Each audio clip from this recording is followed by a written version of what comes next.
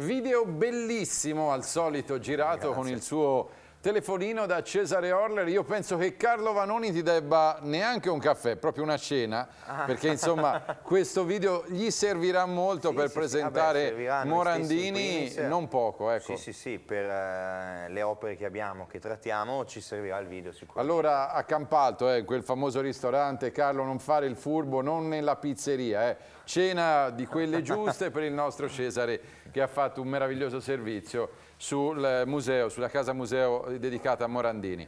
E ora, due post ultimi, c'è un bel po' da dire. ne hai richiamati, Quali sono i post incriminati, tra virgolette? Allora, il post era iniziato, diciamo, un paio di giorni fa. Ho detto, bene, ora scaldiamo un po' gli animi. Dopo un anno che mi diverto a fare questi giochini, ho capito qual è la miccia. E tanti lo sanno e sanno dove vado a parare. Allora avevo iniziato con un bel, immaginate tutti voi artisti, siccome nel mio profilo quasi solo sono artisti, certo, quasi tutti, ho chiesto, ma se veniste invitati alla Biennale di Venezia e vi chiedessero, scegli un linguaggio a piacere, tutti quanti possibili, dalla pittura alla scultura, videoarte, performance, fotografia, qualsiasi cosa vi venga in mente, come rappresentereste i vostri interesting times, che era il tema di questa Biennale, quindi il vostro tempo, il vostro clima, con che linguaggio sarebbe espresso?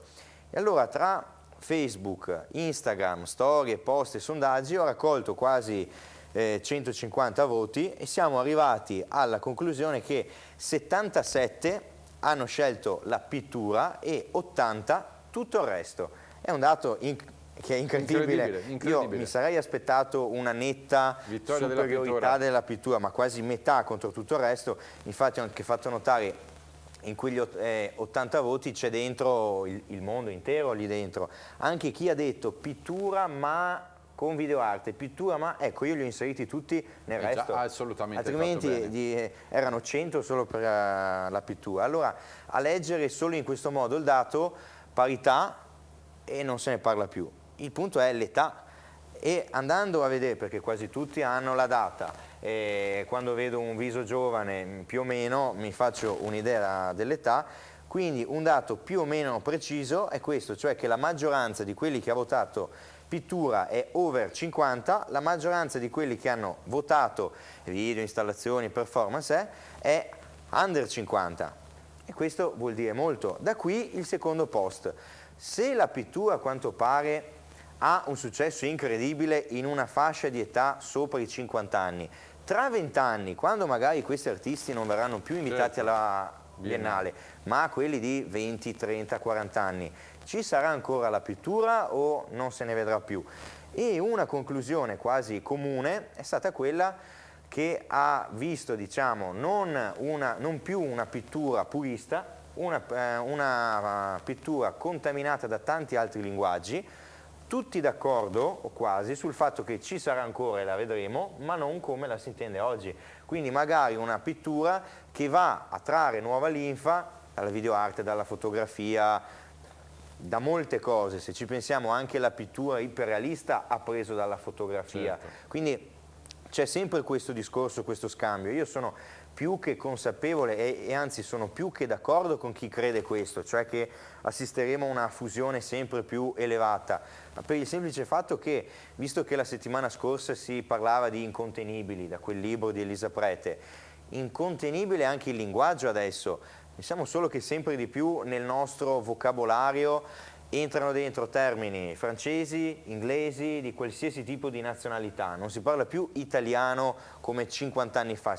Ogni anno quando fanno vedere che la Crusca accetta termini tipo instagrammabile, cioè, questi non sono termini nostri, però iniziano ad entrare sempre più dentro e sempre di più.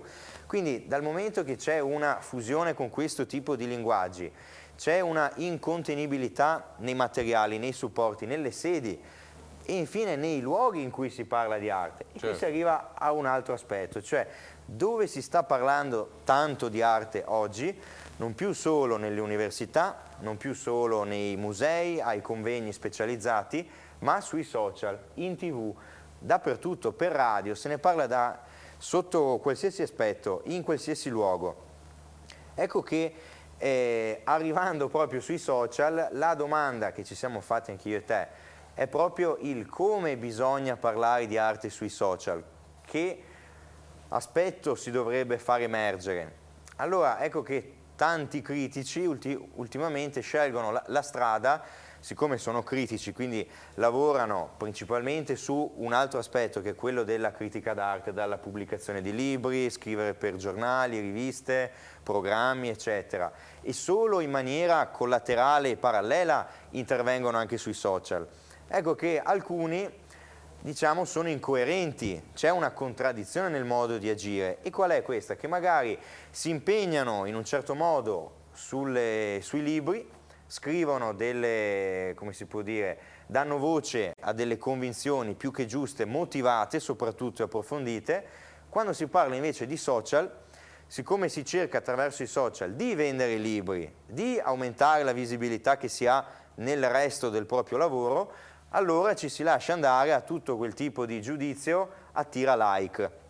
Questi sono quei giudizi che ci portano a fare dei post dove si mettono solo le opere, non si parla più né di chi ha fatto l'opera, né l'anno, né l'esecuzione, né la tecnica, né il contesto, e non si cerca neanche di dare una spiegazione. Allora, se il critico deve essere solo quello che posta la foto dell'opera, non è un critico, non è neanche un giornalista, è proprio niente, è un fotoreporter. Ti faccio una domanda, ecco, che va oltre l'aspetto che stiamo dibattendo. Non c'è anche un senso di frustrazione, no? Si pubblica un'immagine per ricevere molti like, quasi per risollevare la propria autostima. Io credo che influisca anche questo, una persona sicura pubblica una foto, descrive l'opera, l'argomenta e ne dà un giudizio, altrimenti non è un critico. Sì, ma soprattutto perché ora come ora i social sono una piazza dove ci si espone in maniera anche molto forte. E rischiosa. Molto rischiosa, perché sui social, ecco, c'è un'opera di Niccolò Tomaini fortissima che fa vedere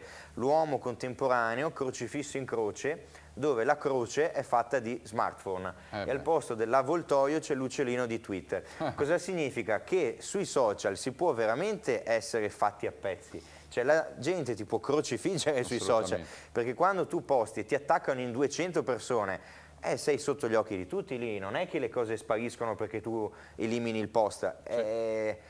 Tutto ciò che scrivi resta anche a lungo termine, quindi io credo che sì, tanta gente per frustrazione preferisca avere il consenso facile e non esporsi, perché esporsi vuol dire fare fatica, cioè scrivere dei post dettagliati, spiegare in maniera precisa le cose. Io lo vedo con i miei post che sono micro, però ci perdo tante di quelle ore, anche solo per leggere, documentarmi, per essere sicuro di non scrivere un numero che ho letto in un solo articolo, ma un numero sicuro, allora vado a leggere nel libro, nella pubblicazione un po' più autorevole. È tempo che va via. Io mi rendo conto che tanta gente preferisca dire ma sì, mettiamo lì 2 numeri a caso e la gente è felice. Ma ti faccio una domanda, i social non minano un po' la libertà? E poi tu sei uno studioso e sai che uno studioso ha bisogno dei suoi tempi, di staccare la spina, di spengere il telefono, mentre chi risponde, con tutto il rispetto naturalmente di questi, hanno parecchio tempo per farlo. Non credi che questo sia un modo talvolta anche irrispettoso, no? Irriguardoso? Arriva un commento a mezzanotte, alle 2 di notte, alle 3 di notte. Io a volte mi chiedo, sai, non sono affatto social, come sia possibile che uno alle 3 di notte decida di rispondere. Non lo so, vabbè. Non lo so, ognuno interviene nei propri orari liberi, si vede che queste alle 3 di notte non hanno sonno e decidono di rispondere. Io mi prendo dei momenti in cui rispondo, degli altri in cui non rispondo, però quando mi metto a rispondere rispondo sempre a tutti. Sei sotto questo aspetto correttissimo. Perché non sarebbe giusto rispondere a uno sì e a uno no, sulla base di cosa? Perché il commento lo condivido e dell'altro no. No, devo dirgli a uno perché lo condivido e all'altro perché non lo condivido. Quindi questo sicuramente. Aspetta, perché siccome gli argomenti erano veramente tantissimi, devo recuperare tutto quello che avevo detto.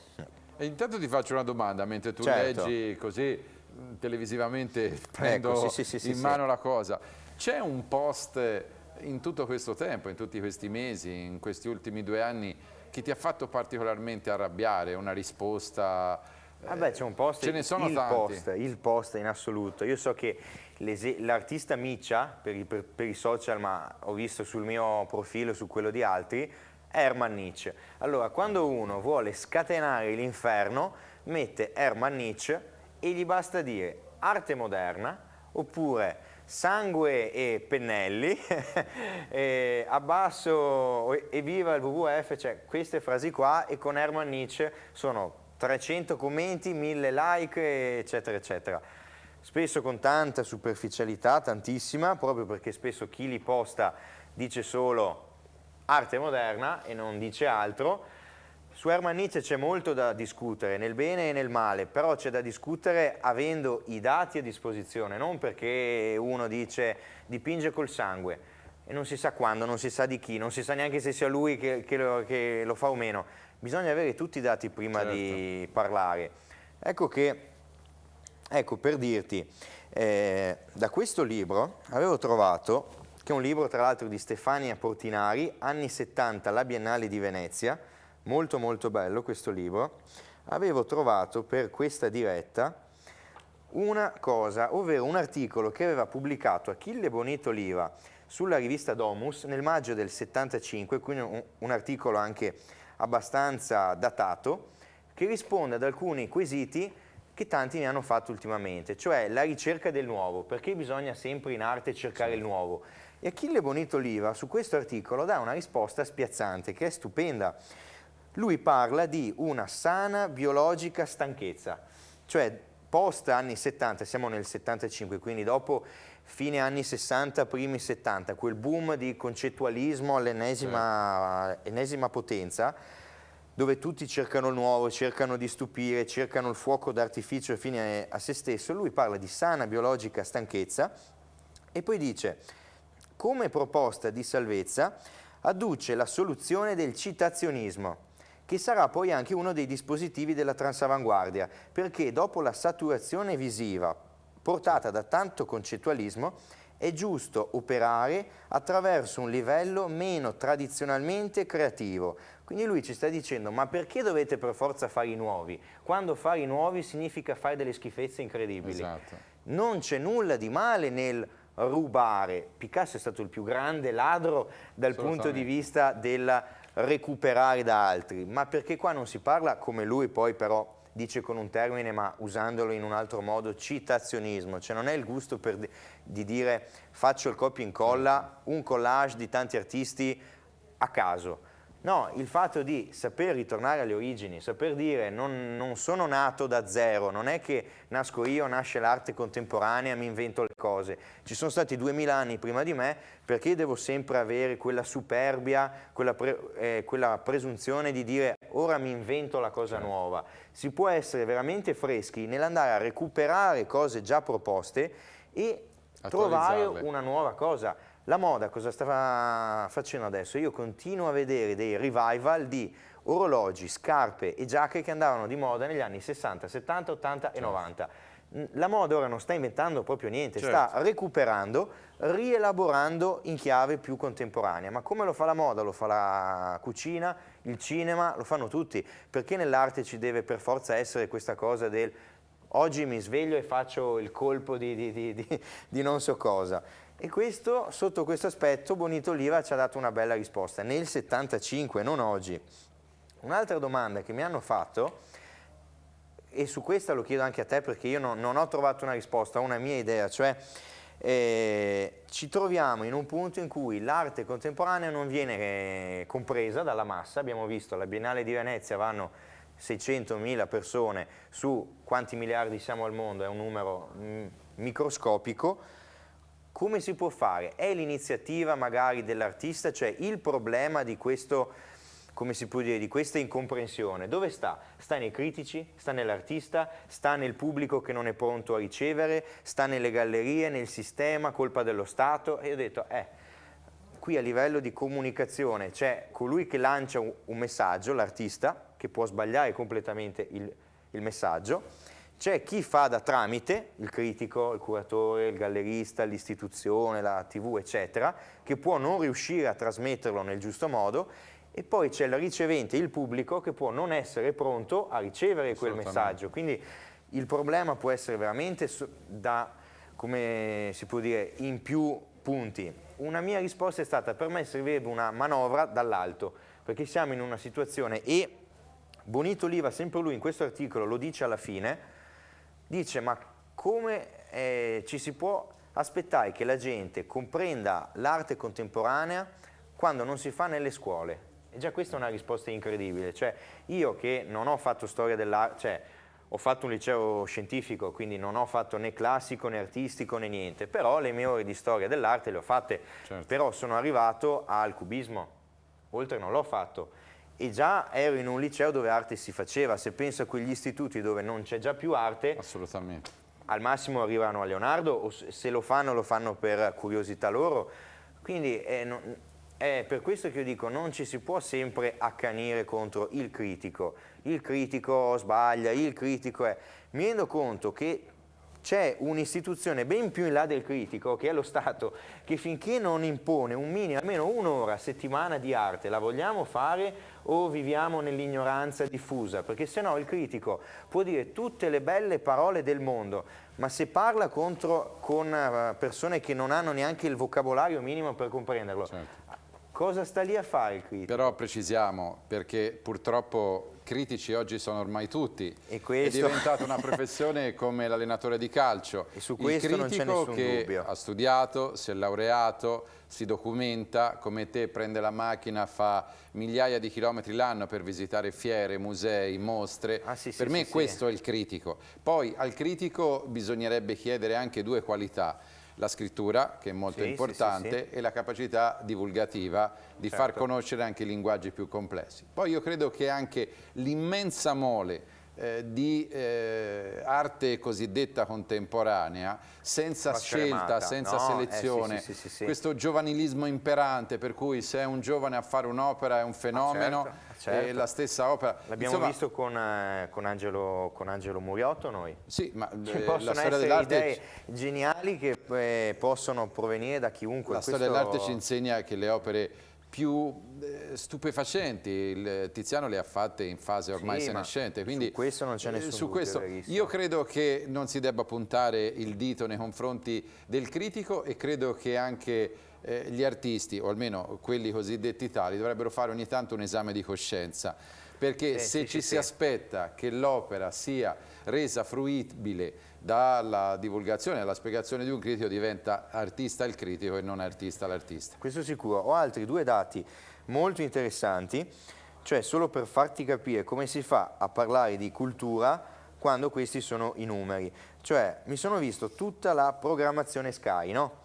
Sky, noi ora trasmettiamo su Sky anche sul digitale, però Sky come divide i suoi canali? Dal 100, quindi i primi, tu sai, gli ultimi sono quelli che non pagano. Esatto. Infatti noi siamo sull'867, come tutte le televendite, però vabbè. Dal 100 ci sono i programmi spazzatura, TG compresi. Allora parte dalla D'Urso a Grande Fratello, Isola dei Famosi, tutto quanto. Dal 200 in poi sport, perché lo sport regna, sovrano il calcio soprattutto. Dal 300 il cinema, perché c'è poco da fare, il cinema è il mezzo comunicativo più forte che abbiamo adesso, molto più dell'arte, basta vedere come riempiono le sale appena esce il film dell'anno, e quando invece a fare la mostra dell'anno non ci va nessuno. Dal 400, solo dal 400 in poi parte la cultura, ma i programmi principali di questi, come si può dire, questi 10 canali sono programmi su questi uomini che ti fanno vedere che sopravvivono nella giungla scalzi, nella foresta amazzonica, e mangiano le locuste, poi programmi di narcotrafficanti, prostitute, estrattori di petrolio. Questo è il tema. Qua e là c'è forse Inside Leonardo da Vinci, Inside Caravaggio, ma ogni programma di sto tipo. Quindi questo è già fatto fuori dal punto di vista di quello che ci propongono in TV, la cultura è già con le gambe segate. Poi ecco, un'altra cosa sono i soldi che girano. Allora ho fatto un confronto con il calcio, ho preso il top stadio, uno dei top credo San Siro, e ho preso il top museo in Italia, quindi escludo Musei Vaticani, ho preso gli Uffizi. Certo. E allora ho detto, facciamo un bilancio, quanti soldi fa uno e l'altro, quanta gente attira uno e l'altro, in quanto tempo uno e l'altro. Allora, per darti un'idea, un biglietto agli Uffizi costa 20 euro, essendo cari, quindi con il saltacoda, senza il preaccredito, eccetera. Un biglietto a caso per Milan-Sampdoria costa tra i 20 e i 130. Quindi si può fare una media in base ai posti a sedere, del resto è più molto interessante più alta. vedere tirare pedate a un pallone che a vedere Botticelli, insomma. Quello sicuramente. Poi i posti a sedere a San Siro sono 80.000, facendo una semplice moltiplicazione, ogni serata a San Siro crea 4 milioni di euro. 4 milioni di euro per una programmazione di 50 partite l'anno a San Siro, tra il Milan, l'Inter, eccetera, eccetera, Champions, San Siro da solo incassa 200 milioni di euro l'anno, 200 milioni. Gli Uffizi fanno 2 milioni in tutto l'anno, con biglietti cari, mettiamoli cari, da 20 euro, poi ci sono tutti quelli che non pagano. Certo. Gli Uffizi in un anno intero, non in 50 giorni, incassano 40 milioni. San Siro 40 milioni li fa in 3 settimane. Quindi come si fa a parlare di io vorrei rilanciare l'arte? Non girano i soldi qua si parla di un buco che è stratosferico. Poi guarda anche solo l'impatto sui social. Quello che ha più diciamo nel mondo del calcio il maggior influencer, Cristiano Ronaldo, 200 milioni di follower. Quello che ne ha di più nel mondo dell'arte, e mi dispiace dirlo, è Banksy, e qua già è il colmo, però questo ne ha 7. 207, sono 30 volte di meno.